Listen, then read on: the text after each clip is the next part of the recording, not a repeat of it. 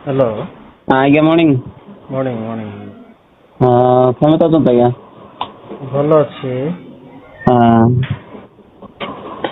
ଆଉ ହଁ ଆଜ୍ଞା ଝିଅ ଟିକେ ପ୍ରାର୍ଥନା କରିଦେଇଥିଲି ଆଉ କେମିତି ଭଲରେ ରହିଲା ଓହୋ ହୋ ହୋ ତମେ ସେ ଭାଇ କି? ହଁ ଆଜ୍ଞା। ମୁଁ ଆଉ ଇଏ ସକାଳୁ ମନେ ପକେଇଲା ହଁ ଆଜ୍ଞା ପ୍ରାର୍ଥନା କରିଦେଇଥିଲ ନା ସେଇଟା ପାଇଁ ଟିକେ ସୁସ୍ଥ ହେଇଛନ୍ତି ଆଉ ପ୍ରାର୍ଥନା କରିଦିଅନ୍ତୁ। ଆଉ ଥରେ କି? ହଁ ଆଜ୍ଞା। ଆଚ୍ଛା ଆଚ୍ଛା ଆଚ୍ଛା। ସେ ଭଉଣୀ କଥା ହେଇ ପାରୁଛନ୍ତି କି? ହଁ ଆଜ୍ଞା ପାରୁଛନ୍ତି। ହଁ ହଁ ହଁ ହଁ ଟିକେ ଦିଅନ୍ତୁ ତ। ହ୍ୟାଲୋ। ହ୍ୟାଲୋ। ହଁ ବାପା। ଭଲ ଅଛ ମା? ହଁ ବାପା ଭଲ ଅଛି। ହଁ ହଁ ହଁ ହଁ। ଆଉ ସିଷ୍ଟର ମାନେ ଟିକେ ଦେଖି ଆସିଲେ? ହଁ। କଣ କହିଲେ? ନାଇଁ କିଛି କହିନାହାନ୍ତି। ଆଚ୍ଛା ଆଚ୍ଛା। ଆଉ ଘରକୁ ଯାଉ କି ଏମିତି କି ମେଡିକାଲ ଫେଡିକାଲ ଯାଅ ବୋଲି କିଛି କହିଲେ ନାହିଁ? ନାଇଁ ହଁ ହଁ। କିଛି ହେଲା ନାଇଁ। କାଲି ପ୍ରାର୍ଥନା କରିବାଠୁ ପୁରା ସୁସ୍ଥ ହେଇଛ ତ? ହଁ। ଆଜ୍ଞା। ଆଚ୍ଛା ଆଚ୍ଛା। ଆଚ୍ଛା ଭାଇ ଆପଣଙ୍କର ନାମ କଣ? ସାଗର ଆଜ୍ଞା। ଆଚ୍ଛା ଆଚ୍ଛା ସାଗର ପ୍ରଧାନ ନାଇଁ କି? ହଁ ଆମର ତ ପ୍ରଧାନ ନାହିଁ ଆଜ୍ଞା ଆମର ପାଟମାଝି। ପାଠ ମାଝି ହବ କି? ହଁ ଆଚ୍ଛା ଆମର ଇଆଡେ ଆଜ୍ଞା ଆମର ରହୁଡା। ହଁ ରହୁଡା। ରହୁଡା ଆମର ବି ସମ୍ମିଳନ ଏ ଯୋଉ ହଁ ବାପଟିଷ୍ଟ ଆମର ବି ମଣ୍ଡଳ। ହଁ କି? ଆଚ୍ଛା ଆଚ୍ଛା ଏଟା ନମ୍ବର କାହାର କି? ମୋର ଏକା ଆଜ୍ଞା। ଆପଣଙ୍କର ନାଇଁ କି? ହଁ। ଆଚ୍ଛା ଆଚ୍ଛା ଠିକ ଅଛି ଭାଇ। ହେଲେ ଆଉ ଥରେ ପ୍ରାର୍ଥନା କରିବା ବୋଲି କହୁଛ କି? ହଁ ଆଜ୍ଞା ଟିକେ ପ୍ରାର୍ଥନା କରିଦିଅନ୍ତୁ ସୁସ୍ଥ ତ ହେଇଛନ୍ତି କାଲି ଭଉଣୀଙ୍କ ମାନେ ପାଖରେ ବାଇବଲ ଅଛି କି? ବାଇବଲ ପରା ମୋ ଠାରେ ଛାଡିକି ଆସିଲି ଆଜ୍ଞା ବାଇବଲ ତାଙ୍କ ଠାରେ ନାହିଁ। ମୋବାଇଲରେ ବାଇବଲ ନାହିଁ? ନାଇଁ ମୋ ମୋବାଇଲ ରେ ତ ନାଇଁ ଆଜ୍ଞା।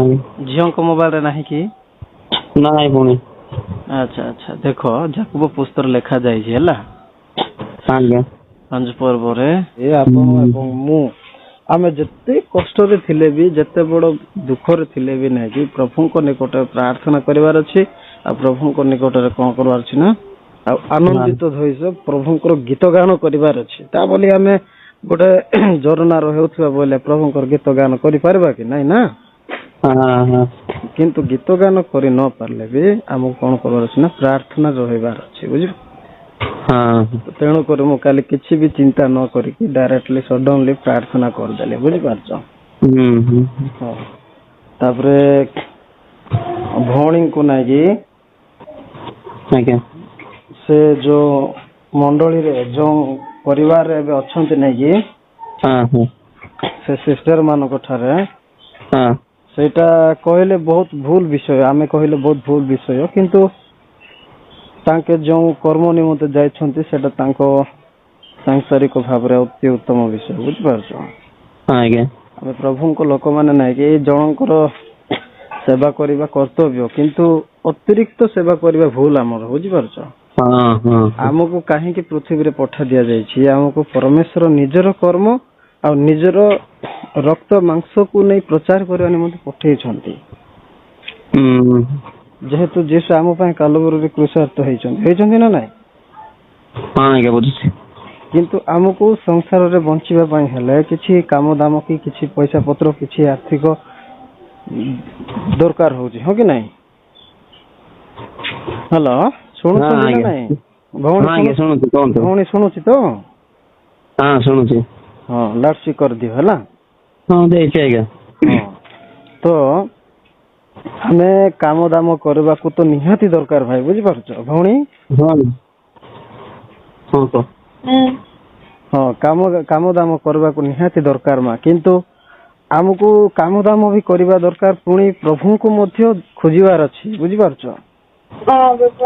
ହଁ କାହିଁକି ନା ପରମେଶ୍ୱର ଆପଣଙ୍କର ମୁଣ୍ଡ ପାଇଁ ମୋର ମୁଣ୍ଡ ବଥା ପାଇଁ ବୋଲିକି ନିଜ ମୁଣ୍ଡରେ କଣ କଲେ ନା କଣ୍ଟା ପିନ୍ଧିଛନ୍ତି କଣ୍ଟାର ମୁକୁଟ ପିନ୍ଧିଲେ କି ନାଇଁ? ଆଉ ଆପଣଙ୍କର ଆଉ ହାତ ଗୋଡ ସୁସ୍ଥ ସବଳ ରଖିବା ପାଇଁ ବୋଲିକି ପ୍ରଭୁ ଯୀଶୁ ଖ୍ରୀଷ୍ଟ ନିଜର ହାତ ଗୋଡରେ କଣ୍ଟା ବାଡେଇଛନ୍ତି ହଁ କି ନାଇଁ? ହଁ ଆଜ୍ଞା। ହଁ ଆଉ ଆପଣଙ୍କର ଆଉ ସମ୍ପୂର୍ଣ୍ଣ ଶରୀରକୁ ସୁସ୍ଥ ସବଳ ରଖିବା ପାଇଁ ମୋର ସମ୍ପୂର୍ଣ୍ଣ ଶରୀରକୁ ସୁସ୍ଥ ସବଳ ରଖିବା ପାଇଁ ସେ ନିଜେ କଣ ହେଲେ ନା ନିଜର ଦେହର ମାଂସ ବିଛାଇଲେ, ନିଜ ଦେହର ରକ୍ତକୁ ବିଛାଇଲେ ଆଉ ନିଜେ ନିଜକୁ ପୁରାପୁରି ସମର୍ପିତ ହେଇକି ମୃତ୍ୟୁବରଣ କରି ଜୀବିତ ହେଇଥିବା ପରମେଶ୍ୱର, ବୁଝିପାରୁଛ? ତେଣୁକରି ଆମେ ନାଇକି ତାଙ୍କର ରକ୍ତକୁ ଆଉ ତାଙ୍କର ମାଂସକୁ ଖାଇକି ନାଇକି ଲୋକମାନଙ୍କୁ କହିବାର ଅଛି, ଲୋକମାନଙ୍କୁ କହି ବୁଲିବାର ଅଛି, ପ୍ରଚାର କରିବାର ଅଛି ଯୀଶୁଙ୍କ ବିଷୟ। ଆମେ ତ କାମ କରିବାଟା ନିହାତି ଦରକାର, କାମ ତ କରିବା ହିଁ, ଆମେ କାମ ନ କଲେ ଚଳିପାରିବାନି, ହଁ କି ନାହିଁ? ତାହା ଶବ୍ଦ ବି ନାହିଁ, ତାହାଙ୍କର ସେବା ମଧ୍ୟ କରିବାର ଅଛି, ଯୋଉଥିପାଇଁ ପରମେଶ୍ୱର ଆମମାନଙ୍କୁ ଆଗାମୀ ଦିନ ମାନଙ୍କ ମଧ୍ୟରେ ଆଗମନ ଦିନରେ ନାଇକି ଆମେ ଯେମିତି ସ୍ୱର୍ଗରେ ସ୍ଥାନ ପାଇପାରିବା, ହଁ କି ନାହିଁ? ଏମିତି ତ ସମସ୍ତେ ସ୍ୱର୍ଗକୁ ଯିବେ ନାହିଁ, ବୁଝିପାରୁଛ? 1000 ବର୍ଷ ଖ୍ରୀଷ୍ଟାନ ହେଇଥାଉ, 100 ବର୍ଷର ଖ୍ରୀଷ୍ଟାନ ହେଇଥାଉ, ହଁ କି ନାହିଁ? କାହିଁକି ନା ମୁଁ କଣ ପାଇଁ କହୁଛି ବୋଇଲେ ଏବେ ଆପଣ ନାଇକି ଯେଉଁ ସିଷ୍ଟର ମାନଙ୍କ ପାଖରେ ଅଛନ୍ତି, ଆପଣ ଅଧିକାଂଶ କାମରେ ଧ୍ୟାନ ଦେଉଥିବେ, ହଁ କି ନାହିଁ? ଗୋଟେ ନା ଗୋଟେ ଦିନ ଏମିତି ଭାବିଚିନ୍ତି କି କେବେ ପ୍ରାର୍ଥନା କରିଛନ୍ତି କି ଭଉଣୀ? ହ୍ୟାଲୋ, ନାଇଁ କହୁଛନ୍ତି ନାଇଁ ପ୍ରାର୍ଥନା କରିନାହାନ୍ତି କି କରିବାକୁ ମଧ୍ୟ ତାଙ୍କୁ ସମୟ ମିଳୁ ନାହିଁ, ବୁଝିପାରୁଛ? କିନ୍ତୁ ଜଣାତରେ ଅଜାଣତରେ ପ୍ରଭୁଙ୍କ ବିରୁଦ୍ଧରେ କିମ୍ବା ପ୍ରଭୁଙ୍କ ସୃଷ୍ଟି ବିରୁଦ୍ଧରେ ମଧ୍ୟ ଆମେ ଯେକୌଣସି ବି ପାପ କଲେ ନାହିଁ କି ନିଜେ ନିଜକୁ ଅନୁତାପ କଲେ ପରମେଶ୍ୱର ଆମର କଥା ଶୁଣନ୍ତି, ଆମର ଡାକକୁ ଶୁଣନ୍ତି ଆଉ ଆମକୁ କଣ କରନ୍ତି? ଆଶା ସ୍ଥାପନ ଦିଅନ୍ତି, ଆମକୁ ଆଶୀର୍ବାଦ ମଧ୍ୟ ଦିଅନ୍ତି। ଯେହେତୁ ଆମକୁ ମାଙ୍କ ପେଟରୁ ଗର୍ଭରୁ ହିଁ ଆମକୁ ସେ ଜାଣିଛନ୍ତି ଯେ ଏହି ମନୁଷ୍ୟ କି ଏହି ନାରୀଟି ମୋ ପାଇଁ ଜନ୍ମିଛନ୍ତି, ମୋର ଯେକୌଣସି ବି ରକ୍ତକୁ ନେଇକି, ମୋର ମାଂସକୁ ନେଇ, ମୋର ଶରୀରକୁ ନେଇକି ସେ ପ୍ରଚାର କରିବ ବୋଲିକି ସେ ନିଜକୁ ବିଶ୍ୱସ୍ତ କରି ଆମକୁ ଜନ୍ମଗ୍ରହଣ କରାଇଛନ୍ତି ପୃଥିବୀରେ, ବୁଝିପାରୁଛ? ହଁ, ତ କିଛି ଅସୁବିଧା ନାହିଁ। ଆଉ ମଝିରେ ପ୍ରାର୍ଥନାରେ ରହନ୍ତୁ ଆଉ କାମ ଦାମ କରନ୍ତୁ, କିଛି ମନା ନାହିଁ, କିନ୍ତୁ ନିଜେ ନିଜକୁ ଟିକେ ସତର୍କ କରନ୍ତୁ। ଯେହେତୁ ଅଧିକାଂଶ ନାଇକି ଏମିତି ସିଷ୍ଟର ମାନଙ୍କ ପାଖରେ ଆଉ ଫାଦର ମାନଙ୍କ ପାଖରେ ନାଇକି ଅଧିକାଂଶ ସମୟ ନାଇକି ରହିବାଟା ବି ଭୁଲ, ବୁଝିପାରୁଛ? କାହିଁକି ଭୁଲ ବୋଇଲେ ସେମାନେ ହଉଛନ୍ତି ମୂର୍ତ୍ତି ପୂଜକ ଲୋକ। ପରମେଶ୍ୱର ମୂର୍ତ୍ତି ପୂଜକ ମାନଙ୍କୁ ନାଇକି ଡାଇରେକ୍ଟଲି ଅଗ୍ନିକୁଣ୍ଡରେ ପକେଇବା ପାଇଁ ବାକ୍ୟରେ ଲେଖାଯାଇଅଛି। ହଁ, ସେମାନେ ପ୍ରଭୁ ଯୀଶୁଙ୍କୁ ମୂର୍ତ୍ତି ରଖନ୍ତି ସତ, କିନ୍ତୁ ସେମାନେ ଅଧିକାଂଶ ମାଙ୍କୁ ମାନନ୍ତି, ମରିୟମକୁ। କିନ୍ତୁ ମାଙ୍କୁ ଜନ୍ମ ଦେଇଥିବା ପରମେଶ୍ୱର ଯୀଶୁ କି ନାହିଁ, ତାଙ୍କର ରଚନାକୁ ନେଇକି ସିନା ସେ ଜଗତକୁ ମାଙ୍କ ପେଟ ଦ୍ୱାରା ଆସିଲେ। ହଉ ପ୍ରାର୍ଥନା କରିବା। ପାଣି ଅଛି? ହଉ, ମୁଁ କଣ କହୁଥିଲି ବୋଇଲେ କାଲିଠୁ ଆଉ ଟିକେ ପୁରା ଟିକେ ଭଲ ଅଛନ୍ତି ପରା ଝିଅ? କାଲି ସନ୍ଧ୍ୟାଠୁ ଯୋଉ କ୍ରୁଶ ଗୋଟେ ପିନ୍ଧେଇଦେଲି, ତାପରେ ସେତେବେଳେ ଭଲ ଅଛନ୍ତି। ଆଚ୍ଛା, ସୁସ୍ଥରେ ଅଛନ୍ତି ଟିକେ।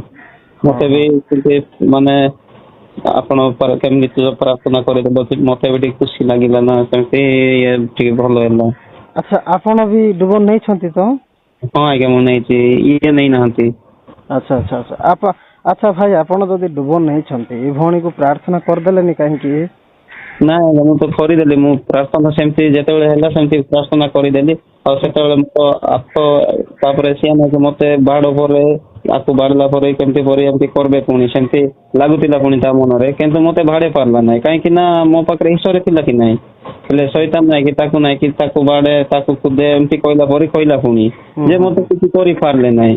ମୁଁ କହିଲି ମୁଁ ଡୁବନ ନେଇଛି, ମୁଁ ପ୍ରଭୁ ହୋଲି ଖାଉଛି, ହେଲେ ମତେ ତୁ ନାଇଁ କି ମାନେ ଭାଡ଼ିବି କହିଲେ ବି ମତେ ଭାଡ଼ି ପାରିବୁନି, କୁଦିବି କହିଲେ ବି କୁଦି ପାରିବୁନି, କାହିଁକି ମୋ ପାଖରେ ଈଶ୍ୱର ଅଛି କହିଲି।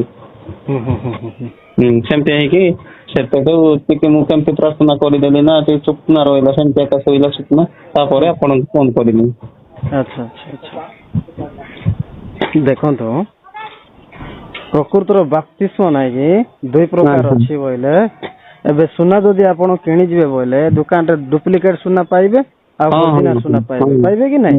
ସେଇଟା ବି ଅଛି ଆଜ୍ଞା। ହଁ, ସେମିତି ନାଇଁ କି ବାପ୍ତିସ୍ମ ବୋଇଲେ ଦୁଇ ପ୍ରକାର ଅଛି ଭାଇ। ଆପଣ କେଉଁ ପ୍ରକାର ବାପ୍ତିସ୍ମ ନେଇଛନ୍ତି ସେଇଟା ବି ଅଛି, ଆଉ କେଉଁ ପ୍ରକାର ବାପ୍ତିସ୍ମ ନେବା ଦରକାର ସେଇଟା ବି ଅଛି। କାହିଁକି ନା ପ୍ରାୟ ଲୋକ ଏହି ଜଗତରେ ନାଇକି ପିତା ପୁତ୍ର ପବିତ୍ର ଆତ୍ମା ବୋଲିକି ବୁଡେଇ ଦିଅନ୍ତି, ବୁଝିପାରୁଛ। କିନ୍ତୁ ମୁଁ ମଧ୍ୟ 3 ଥର ବାପ୍ତିସ୍ମ ନେଇଛି, ବୁଝିପାରୁଛ। ହଁ, ପିତା ପୁତ୍ର ପବିତ୍ର ଆତ୍ମା ବୋଲିକି ଥରେ ମୁଁ ବାପ୍ତିସ୍ମ ନେଇଥିଲି। ଆହୁରି ଆମର କଣ କହିବେ କାଥୋଲିକ ମଣ୍ଡଳୀରେ ମଧ୍ୟ ଛିଞ୍ଚା ବାପ୍ତିସ୍ମ ନେଇଥିଲି, ବୁଝିପାରୁଛ। କିନ୍ତୁ ଏବେ ମୁଁ ପ୍ରକୃତରେ ବିଷୟକୁ ଜାଣିଲି, ପ୍ରଭୁ ଯୀଶୁ ଖ୍ରୀଷ୍ଟଙ୍କ ନାମରେ ମୁଁ ବାପ୍ତିସ୍ମ ନେଲି, ବୁଝିପାରୁଛ। ଆଉ ପ୍ରଭୁ ଯୀଶୁ ଖ୍ରୀଷ୍ଟଙ୍କ ନାମରେ ବାପ୍ତିସ୍ମ ନେବା ଲୋକମାନଙ୍କୁ ନେଇକି ପରମେଶ୍ୱର 5ଟା ଦାନ ଦଉଛନ୍ତି।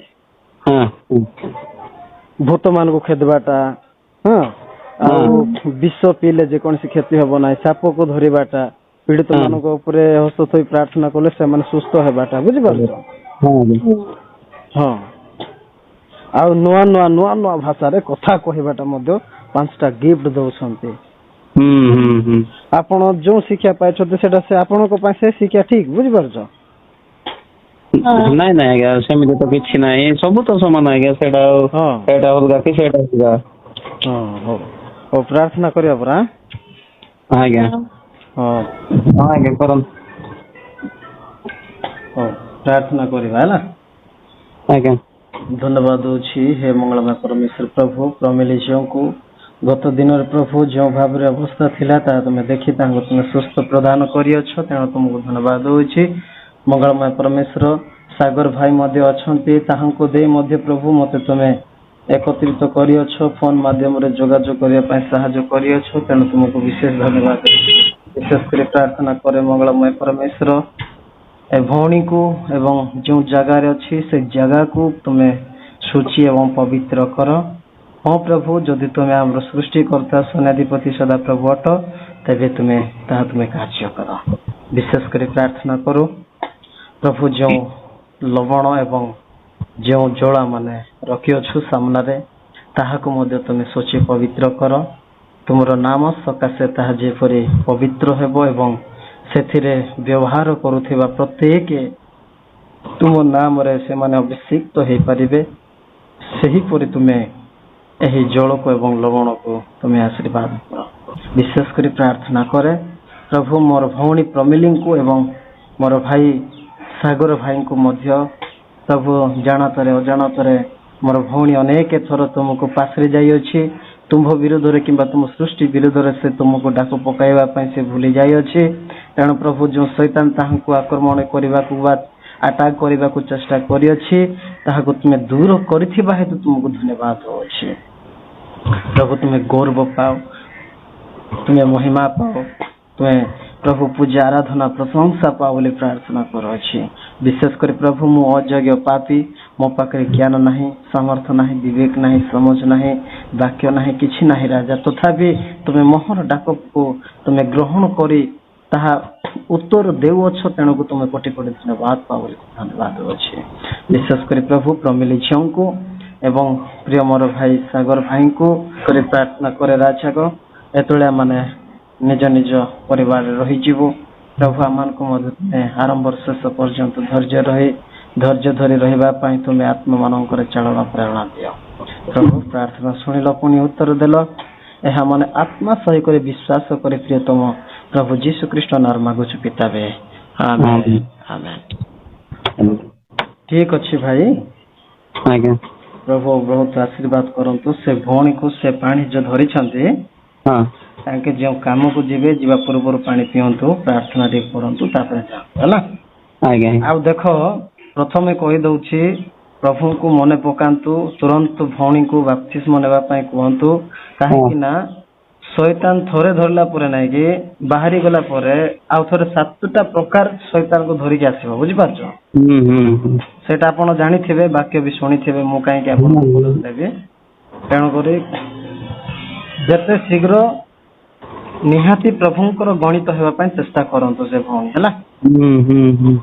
ନାଇଁ ଇଏ ତ ରିଏଲ କହୁଛନ୍ତି, ମତେ ତୁ ଅଛୁ କହିକି, ନହେଲେ ତ କେମିତି ଆଉ ଅଧିକା ହେଇଥାନ୍ତେ, ପୁଣି ତୁ ଅଛୁ କହିକି ତତେ ଡରୁଛି ଆସିବା ପାଇଁ, ଏମିତି କହୁଛନ୍ତି। ନିହାତି ନିହାତି ପ୍ରଭୁଙ୍କର ଲୋକମାନେ ନାଇଁ କି ଶୈତାନ ଉପରେ ନାଇଁ କି ଗୋଟେ କୃଷ କାଟ କହିଲେ ଚଳେ, ବୁଝିପାରୁଛ?